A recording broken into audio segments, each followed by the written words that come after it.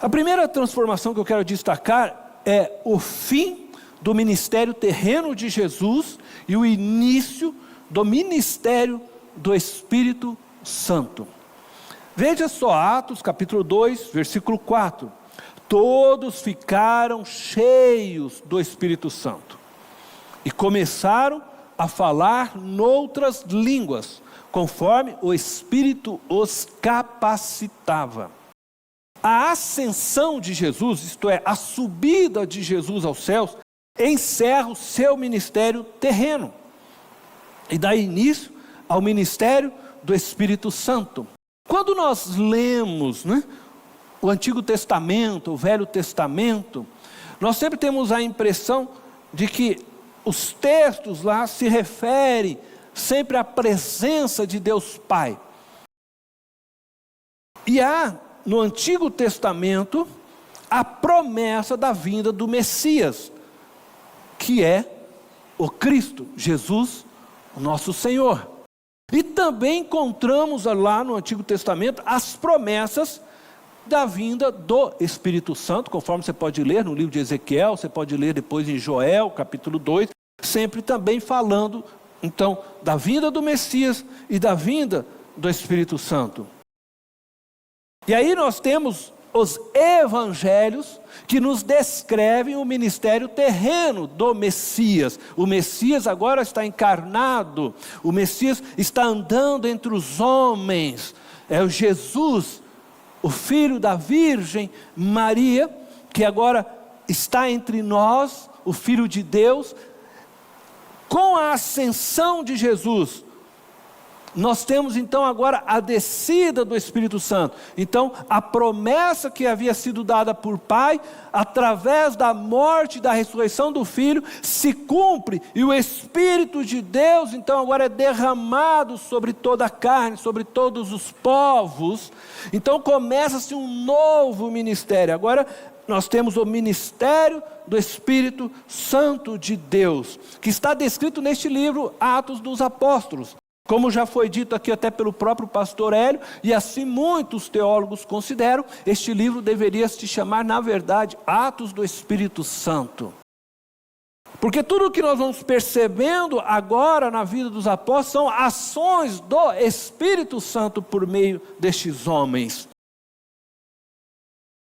O Espírito Santo, que antes então estava contido e limitado a alguns poucos judeus na história, é derramado sobre todos os povos, raças e línguas por meio do Evangelho de Jesus Cristo, o nosso Senhor e Salvador.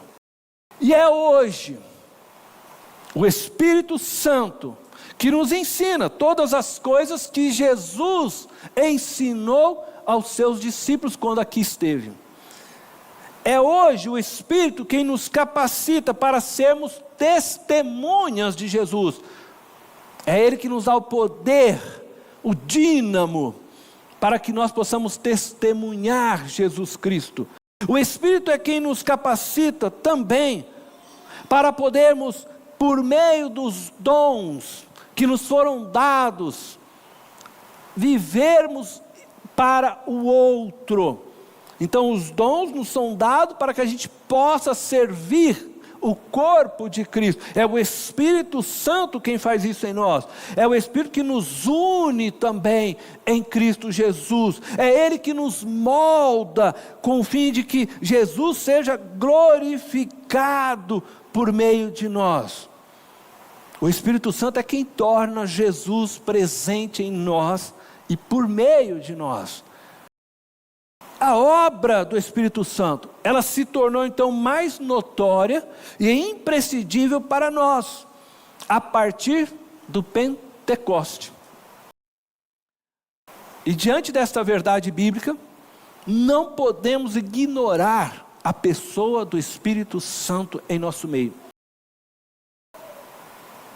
A Bíblia é tão enfática com a realização desta obra do Espírito, que Existe para você esperança quando você blasfema contra Deus Pai, existe para você esperança quando você blasfema contra o Filho, mas não existe salvação para aquele que blasfema contra o Espírito Santo.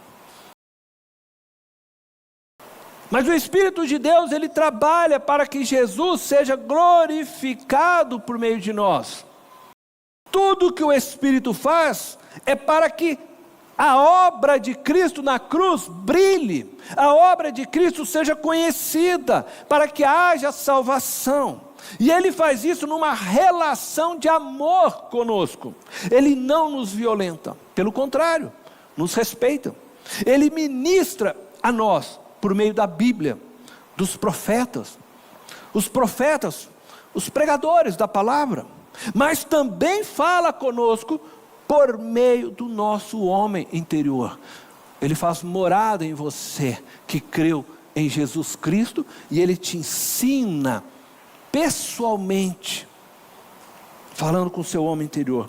E nós então precisamos o quê? Cultivar por meio da oração, do jejum e da leitura da palavra de Deus, um espírito sensível à voz do Espírito Santo.